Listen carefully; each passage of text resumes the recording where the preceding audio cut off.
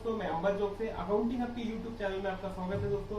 एक नए वीडियो के साथ दोस्तों मैं आज आया हूँ जिसमें आपको ये बताऊंगा एक बड़ा आर्थिक पैकेज जो कि निर्मला सीतारमण जी ने जो घोषित किया है, जिसमें इनकम टैक्स टैक्सपेयर के लिए भी बहुत सारी राहतें, इनकम टैक्स टैक्सपेयर्स के लिए बड़ी राहत है। जैसे विवाद से विश्वास स्कीम की डेट बढ़ाई गई है। इनकम टैक्स रिटर्न्स की सारी डेट 1920 फाइनेंशियल ईयर की जितनी भी डेट्स थी सारी को एक्सटेंड कर दिया गया, एक बड़ी राहत है। इसमें टैक्स ऑडिट की भी डेट बढ़ा दी दोस्तों।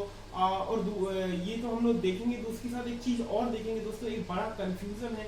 ड्यू डेट्स तो एक्सटेंड हो गई है, ड्यू डेट हमारी नजदीक भी आ रही है। एक जो बजट के समय एक new tax structure versus old structure का कंपेरिजन चार्ट देखेंगे, जिसमें एक बड़ा कंफ्यूजन है कि एसएससी कंसल्टेंट को प्रॉब्लम ये है कि किस रिजीम को ऑप्ट करें, न्यू रिजीम को या ओल्ड रिजीम को। एक बड़ा कंफ्यूजन है, एक बड़ा टैक्स का इम्पैक्ट आ रहा है दोस्तों कि स्कीम को ऑप्ट करना है। वन बाय वन हम सारी चीजें आज क्लियर कर लेंगे और मैं ये उम्मीद करता हूँ ये वीडियो खत्म होने के बाद आपको सही तरीका पता चल पाएगा कि इस स्कीम में टैक्स बेनिफिट्स हैं, किस उसके अकॉर्डिंग टैक्स प्लानिंग क्या बेटर हो सकती है। अब हम एक वीडियो स्लाइड्स के माध्यम से आगे इसको कंटिन्यू करते हैं दोस्तों।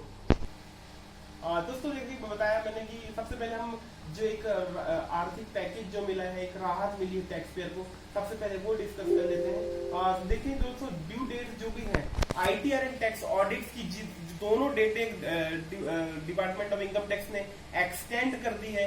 निर्मला सीतारमण जी ने इसको अनाउंस कर चुके हैं।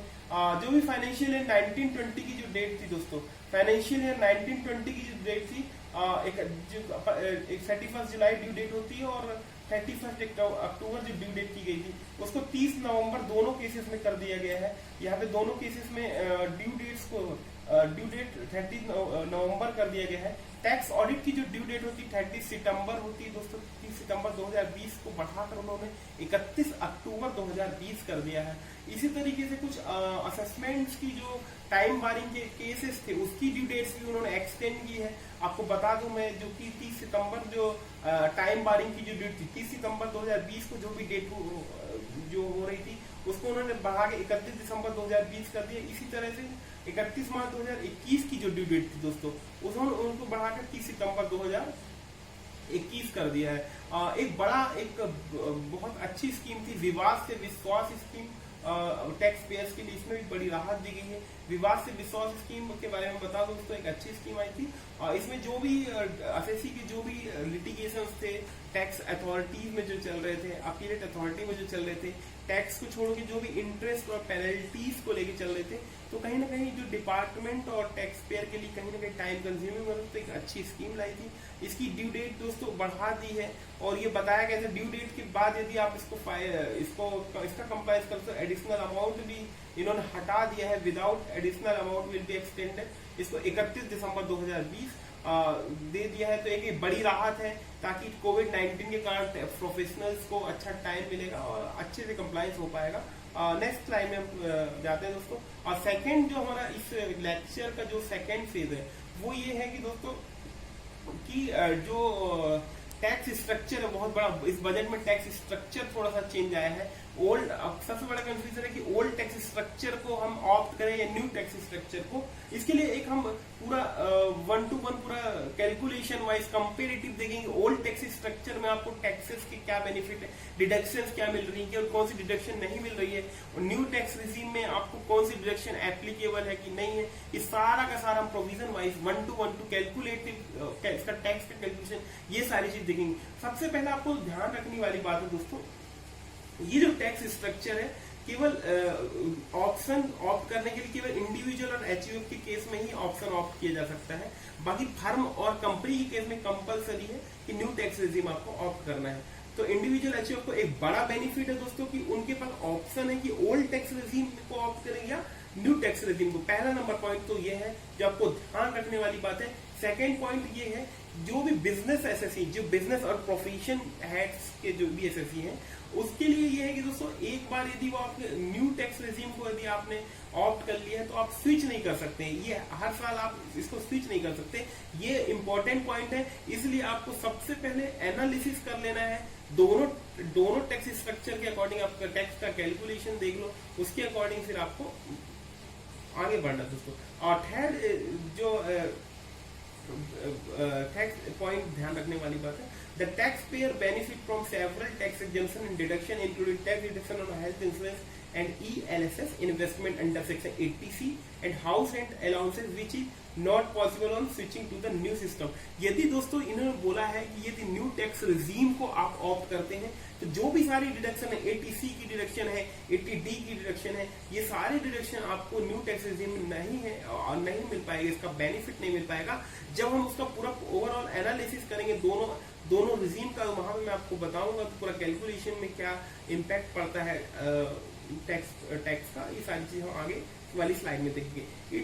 और फोर्थ नंबर का पॉइंट है दोस्तों, इसमें देखा गया है it is seen that with the new tax regime is likely to make tax payer pay higher tax amount. ये बताया गया दोस्तों, ये वाकई बात सही, जो हम देखेंगे स्लाइड में पता चलेगा कि न्यू टैक्स रिजीम में टैक्स की लायबिलिटी थोड़ा सा ज्यादा आएगी लॉन्ग टर्म में। मैं आपको और आगे बताता हूँ, वो देखेंगे दोस्तों हम कैलकुलेशन में।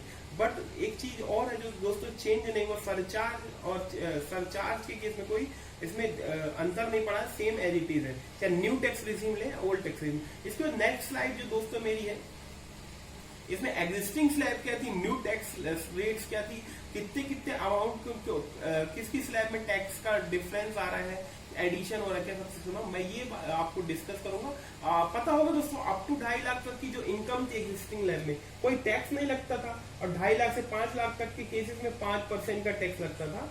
इसी तरीके 5 लाख से 10 लाख की जो स्लैब की जो भी इनकम आती थी 20% का इनकम टैक्स का रेट था। एबव ₹10 लाख 10 लाख रुपए से ज्यादा 30% का उसमें टैक्स लगता था। इसमें 87A एग्जिस्टिंग स्लैब की मैं बात कर रहा हूँ, 87A का रिबेट आपको मिलता था। यदि इनकम आपकी 5 लाख रुपए तक है तो आपको 87A के लिए इंटाइटल थे, तो 12,500 का वो बेनिफिट मिलता था। ये एग्जिस्टिंग स्लैब की बात कर रहे हैं दोस्तों। हेल्थ एंड एजुकेशन से 4% एप्लीकेबल था और अभी भी है, उसमें कोई बदलाव नहीं है। Surcharge applicable income exceed ₹50 lakh, 50 lakh से ऊपर आपकी इनकम होती है तो सरचार्ज एप्लीकेबल होता है। अब मैं न्यू स्लैब रेट के बारे में बात करूँ दोस्तों, इसमें क्या है, अप टू 2.5 लाख तक की आपकी इनकम है तो नो चेंजेस। जो ओल्ड स्लैब एग्जिस्टिंग स्लैब में है वो न्यू स्लैब में कोई डिफरेंस नहीं है। इवन 2.5 लाख से 5 लाख तक की भी इनकम है तो आपको 5% का ही टैक्स है, इसमें भी कोई डिफरेंस नहीं है दोस्तों। यदि आपकी इनकम, यहाँ पे मैं आपको बता दूं 5 लाख से 7.5 लाख रुपए तक की इनकम है आपकी इनकम, तो उस पर टैक्स का रेट जो बताया है न्यू रेजिम में 10% का बताया है दोस्तों, ये मैं बता रहा हूँ 10% का बताया है, जबकि ये ओल्ड रेट में 20% का था। दोस्तों हम आगे देखते हैं इसको, और जब हम कैलकुलेशन का करेंगे तो आपको बेनिफिट पता चलेगा। 7.5 लाख से 10 लाख तक का जो टैक्सेबल अमाउंट, यदि आपकी टैक्सेबल इनकम 7.5 लाख से 10 लाख तक के बीच में है तो न्यू टैक्स रेट में 15% का टैक्सेस है और ओल्ड रेट में आपका 20% का टैक्सेस रेट है दोस्तों। 5% इसमें ओल्ड रेट में ज्यादा है। 10 लाख से 12.5 लाख तक 20% का न्यू टैक्स रेट में और ओल्ड रेट में 30% का है। 12.5 लाख से 15 लाख में तो 25% लग रहा है न्यू रेट में और आपका ओल्ड रेट में 30% है। 15 लाख से ऊपर आपकी इनकम है तो दोनों केसेस में 30% की डिडक्शन है दोस्तों। लेकिन एक बड़ा जो आपको सबसे बड़ा जो चेंजेस है, exemption and deduction are not applicable. Tax rate तो स्लैब बाय स्लैब चेंज हुई है, बट एग्जम्पशन और डिडक्शन नॉट एप्लीकेबल, मतलब वो डिडक्शन अपन को नहीं मिल रही। अब हम इसका कैलकुलेशन वाइज हम 1 by 1 देखते हैं दोस्तों। सबसे पहले मैं आपकी सैलरी हेड की बात करूं, सैलरी मान लीजिए कोई एसएससी आपका सैलरी है, उसका कैलकुलेशन करेंगे। सबसे पहले income under the head salary, इसका कैलकुलेशन कैसे करेंगे ये बता दूं दोस्तों। ग्रॉस सैलरी में आपको 4 चीजें घटानी है। स्टैंडर्ड डिडक्शन जो कि एग्जिस्टिंग स्लैब में एप्लीकेबल थी 50,000 रुपीज है। हाउस रेंट का अलाउंस है, HRA, लीव ट्रेवल कंसेशन, आपको ये भी लेस करना है। प्रोफेशनल टैक्स और इंटरटेनमेंट अलाउंस, ये 4 अलाउंसेस आपको ग्रॉस सैलरी में से डिडक्ट करके income under the head salary आपको कैलकुलेटिव हो जाएगी। इसके बाद आप इसको बाहर हेड में लिख देंगे। इनकम फ्रॉम हाउस प्रॉपर्टी, मकान संपत्ति से यदि कोई आय है दोस्तों तो इसको भी आपको ऐड कर देना है। इसके बाद ये यदि कोई सैलरीड पर्सन है उसकी दोनों इनकम, क्योंकि कई बार सैलरीड पर्सन की हाउस प्रॉपर्टी की इनकम होगी, दोनों आप ऐड कर सकते हैं। अब मैं नेक्स्ट स्लाइड में आपको और अच्छी चीज बताता हूँ। ओल्ड रेजिम का कैलकुलेशन मैं आपको बता दूं कैसा कैलकुलेशन था उसका। ओल्ड टैक्स रेजिम में दोस्तों जैसे कि 5 इनकम टैक्स में जब बता दूं तो 5 हेड होते हैं। Income under the head, salary head, income from house property, income from business and profession, income under the head capital gain और income from other sources. 5 head होते हैं। सबसे पहले सैलरी, यदि सैलरी से आपको इनकम होती तो वो टैक्सेबल सैलरी हेड में होगी दोस्तों। मकान संपत्ति से आए तो इनकम फ्रॉम हाउस प्रॉपर्टी में टैक्सेबल होगी दोस्तों। Income from business and profession, business and profession से इनकम होती है तो बिजनेस एंड प्रोफेशन हेड है दोस्तों। पर्टिकुलर हर इनकम वाइज डिपार्टमेंट ने ऑलरेडी बना रखा है। Income under the head capital gain से रिलेटेड दी कैपिटल गेन होते तो आपको कैपिटल गेन में लेना है और अदर सोर्स। चारों हेड में जो कवर नहीं होता उसको अदर सोर्स में हमको दिखाना पड़ता है। इसके बाद दोस्तों डिडक्शन के लिए बता दूं, एग्जिस्टिंग स्लैब की बात कर रहे हैं, इसमें सारी डिडक्शन आपको मिल जाएगी। और डिडक्शन 80C के बारे में आप ध्यान रखने वाली बात है कि क्या क्या इसमें डिडक्शन आती है। पीएफ होती है, प्रोविडेंट फंड, एलआईसी से रिलेटेड जो भी डिडक्शन रहती है वो 80C में कवर होगी। Tuition fees, PPF, NSC, FD, house loan का प्रिंसिपल। हाउस लोन के केस में बता दो, हाउस लोन में दो ईएमआई में दो कंटेंट होते हैं, प्रिंसिपल अमाउंट और आपका इंटरेस्ट अमाउंट। तो प्रिंसिपल अमाउंट का जो कंटेंट होगा वो आपको 80C में रिवेटेबल होगा। सुकन्या समृद्धि योजना, ये सारी चीजें आपकी 80C में रिवेटेबल होगी दोस्तों। इसकी टोटल 80C की जो लिमिट है दोस्तों 1,50,000 रुपए आपको बता दूं मैं। दूसरी बात, डिडक्शन 80D मेडिक्लेम आपने ले रखा है फैमिली वाइज या इंडिविजुअली तो उसके लिए छूट आपको मिल जाएगी। 80E हायर एजुकेशन लोन है। 80G आपने डोनेशन दिया है, यदि अभी जो कोविड-19 में अभी जो जिसने भी पीएम केयर फंड्स में डोनेशन दिया था तो उसमें भी आपको यहाँ पर डोनेशन मिल जाएगी दोस्तों। 80TD 80TDB इस तरीके से आपको टोटल कैलकुलेशन हो जाएगा। सबसे पहले आपको पांचों हेड की आपकी एसएससी इनकम ले लेना। आपको जो भी इसकी डिडक्शन है 80C to 80U सारी डिडक्शन घटाने के बाद जो भी ग्रॉस टोटल इनकम आएगी, नेट टोटल इनकम जो भी आपकी टैक्सेबल इनकम जो बचती है उसके ऊपर आपको टैक्स लगाना है दोस्तों। ये आपके एग्जिस्टिंग के बाद एग्जिस्टिंग में आपको बता दूं वापस से कि सारी डिडक्शन आपके लिए एप्लीकेबल है। अब हम बात करेंगे दोस्तों कि न्यू टैक्स स्लैब में क्या डिफरेंस है और ओल्ड टैक्स रेट में अपन ऑफ करते हैं क्या क्या डिफरेंस है। सबसे पहले एक एसएससी है जो हमारा सैलरी पर्सन की मैं बात कर रहा हूँ एग्जाम्पल में मेरे, उसकी टोटल इनकम दोस्तों 10 लाख रुपए है। 10 लाख रुपए। अब हम देखते हैं उसको सारी डिडक्शन ले रहा है, उसी की हम दोनों रिजीम से हम उसका टैक्स का कैलकुलेशन करके बताते हैं कि उसको टैक्स कितना लग रहा है। न्यू टैक्स रिजीम में यदि वो टैक्स का 10 लाख रुपए उसकी इनकम तो टैक्स की लायबिलिटी कितनी आ रही है। ओल्ड टैक्स रिजीम में इसकी इनकम टैक्स की इनकम 10 लाख है तो उसकी टैक्स की लायबिलिटी कितनी आती है। दोनों में आपको कंपेरेटिव करके ये पूरा बताऊंगा। दोस्तों ओल्ड टैक्स रेट के हिसाब से देखें तो इनकम हमने सेम रखी 10 लाख इधर रखी है। डिडक्शन और टोटल दोस्तों LIC, PPF, education fees, housing loan का प्रिंसिपल, ये सारी बातें मिला के 1.5 लाख की लिमिट है। सारी उसको 1.5 लाख रुपए उसने इन्वेस्टमेंट कर रखे हैं, ठीक है भाई। और न्यू टैक्स रेट में आपको 80C का बेनिफिट नहीं मिल रहा है। इसी तरीके 80D आपको बता दो, मेडिक्लेम वापस से ध्यान दिला दो, मेडिक्लेम का है 25,000 रुपीज उसने मेडिक्लेम में इन्वेस्टमेंट कर रखे, 25,000 रुपए आपको उसका बेनिफिट मिल गया। न्यू टैक्स रेट में आपको इस चीज का बेनिफिट नहीं है। हाउसिंग लोन का इंटरेस्ट दोस्तों 2 लाख रुपए की लिमिट है। सारा उसका भी लोन का इंटरेस्ट 2 लाख रुपए है तो 2 लाख रुपए आपको ब्याज की छूट मिल रही है। न्यू टैक्स रेट में ये बेनिफिट नहीं है दोस्तों। 80C स्टैंडर्ड डिडक्शन 50,000 सैलरी के से तो स्टैंडर्ड से एग्जिस्टिंग स्लैब में एप्लीकेबल था दोस्तों, न्यू स्लैब में हटा दिया गया। वापस बता दूं एज ए टैक्सेबल इनकम अब देखा जाए तो 5,75,000 है, मतलब 10 लाख उसकी टोटल ग्रॉस टोटल इनकम थी जिसमें 5,75,000 रुपए डिडक्शन के बाद उसकी net total income taxable income आ रही है जिसके ऊपर टैक्स लगेगा, ठीक है दोस्तों। उसके बाद टोटल टैक्स पेबल कितना आ रहा है 28,600। अभी 28,600 में मैंने एजुकेशन फीस भी इंक्लूडिंग है दोस्तों, बता दूं 4% इसमें जुड़ा हुआ है। न्यू टैक्स रेट में देखा जाए तो 10 लाख रुपए आपकी इनकम है, किसी भी तरीके की उस एसएससी को किसी भी तरीके से कोई भी डिडक्शन का बेनिफिट नहीं मिला है, जैसे कि उसने exemption and deduction not applicable है। न्यू रेजिम आपको वापस दिखा दूं तो जब भी आप टैक्स स्ट्रक्चर, जब भी कोई एसएससी है तो जब भी आप उसका रिटर्न भरने से पहले आपको ये बात ध्यान रखना पड़ेगा कि उसको लिए टैक्स इंडिविजुअल और एचयूएफ के केस में ओल्ड टैक्स रेजिम में उसको बेनिफिट है कि न्यू टैक्स रेजिम में। उसके बाद इसका आईटीआर फाइल करें, टैक्स की लायबिलिटी कितनी आ रही है। तो ये दोस्तों इसके माध्यम से हम एक इनकम टैक्स की साइड में इसका कैलकुलेशन देख लेते हैं कि वापस कि ये 28,600 78,000 कितने का बेनिफिट मिल रहा है आपको। इनकम टैक्स कैलकुलेटर मैं इसी माध्यम से बता दूंगा। हम इनकम टैक्स इंडिया की साइड में जाएंगे दोस्तों। इनकम टैक्स इंडिया की ऑफिशियल साइट को मैंने क्लिक किया। इनकम देख लीजिए, आप लोग को भी कभी करना हो, इनकम टैक्स इंडिया e-filing.gov.in, इसके थ्रू आपको इनकम टैक्स की सीधी साइट होम ऑफिशियल साइट में आप जा सकते हैं। ऑफिशियल साइट में आप जा सकते हैं। ये होम पेज है इनकम टैक्स इंडिया का।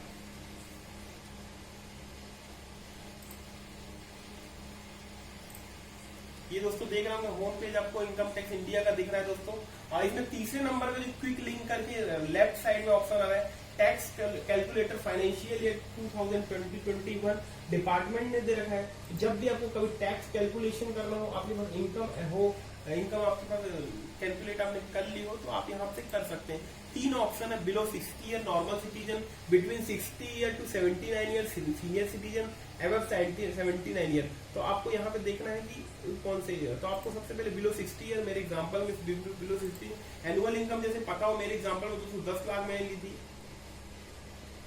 एग्जाम्पशन डिडक्शन टोटल 4,75,000 की थी, जिसमें से सभी आगे 80C to 82। अब हम देखेंगे दोस्तों, अब ये बता रहा है, इसमें आप कंपेयर कर सकते हैं। ये नया ऑप्शन इसमें जोड़ा tax calculator, compare tax under existing and new regime. आप देखेंगे कि दोस्तों ये टैक्स कैलकुलेटर है, डिपार्टमेंट की साइड पे दिया है। यहाँ पे दोस्तों देखेंगे आप एज वाइज दिया है, below 60 year normal citizen, between 60 to 79 year, above 79। तो अपना केस है जो मैंने एग्जांपल लिया दोस्तों, बिलो 60 ईयर का है। अब एस्टिमेटेड इनकम अपने एग्जांपल में हमने देखा होगा दोस्तों, 10 लाख रुपए हमने दी थी, 10 लाख मैंने ले लिया। टोटल जो exemption and deduction 80C to 80 हुए 4,25,000 की हमारे केस में थी। अब आप देखेंगे दोस्तों कि टैक्स की लायबिलिटी अपने केस में भी 28,600 आप देखे होंगे कि 28,600 की बन रही थी। ये देखिए दोस्तों 28,600 की आपकी लायबिलिटी बन रही थी। 28,600 की अपने केस में भी लायबिलिटी बन रही थी, और न्यू टैक्स रेट में 78,000 बन रही थी। और डिपार्टमेंट की साइड में भी अपने दोस्तों सेम एज इट इज ही है। देख लेते हैं 28,600 आपकी भी ओल्ड रेजिम पे टैक्स बन रहा है, और न्यू रेजिम में भी 78,000। ये 28,600 में डिपार्टमेंट की साइड में एजुकेशन सेल भी इंक्लूड है, मेरे केस में भी इंक्लूड है। अब आप देखेंगे tax benefit as per old regime से न्यू रेजिम में अपन यदि ऑप्ट करते हैं स्कीम, तो आपको टैक्स का कितना एडिशनल लाइबिलिटी रेज हो रही है, 49,400 आपको एडिशनल टैक्स की लायबिलिटी आएगी दोस्तों। ये बात थोड़ा सा एक एनालिटिकल एक टैक्स प्लानिंग करते वक्त आपको देखना है, इंडिविजुअल एचईएफ के केस में ही एप्लीकेबल है। और आपको न्यू टैक्स रेजिम में जाना कि ओल्ड टैक्स रेजिम में। मेरे हिसाब से दोस्तों ये वीडियो देखने के बाद आपका कंफ्यूजन जो है, उम्मीद करता हूँ खत्म हो गया होगा कि किस वीडियो में आपको किस स्कीम को ऑप्ट करना है, ओल्ड रेजिम में जाना है कि न्यू टैक्स स्ट्रक्चर में। अब दोस्तों इसके बाद ओवरऑल दोस्तों हमारा ये कंक्लूड होता है यहाँ पे ये वाला लेक्चर। जो मेन अपन को देख रहा था, जो फाइनेंशियल ईयर अभी लेटेस्ट अपन को रिटर्न करना है, उसमें 2-3 बातें आपको ध्यान रखना है। वापस आपको रिमाइंड करवा देता हूँ। इंडिविजुअल एचईएफ केस में आपको सबसे पहले कंपेरिजन देख लेना है कि ओल्ड रेजिम ऑप्ट करें कि न्यू रेजिम। और उम्मीद करता हूँ दोस्तों कि अभी जो अपन ने समझा है, ओल्ड रेजिम में बहुत सारे बेनिफिट्स हैं, जो भी 80C to 80U की डिडक्शंस हैं, और उसमें टैक्स का रेट जरूर आपके न्यू रेजिम में कम है, बट एक बार एनालिसिस करके ही दोस्तों रिटर्न भरें, नहीं तो टैक्स की लायबिलिटी हैवी आएगी, जैसे अपन ने देखा था। और दोस्तों अभी तक का यदि मेरा वीडियो आपको अच्छा लगा हो दोस्तों, तो इसको शेयर करें, लाइक करें और सब्सक्राइब करें। Thank you so much.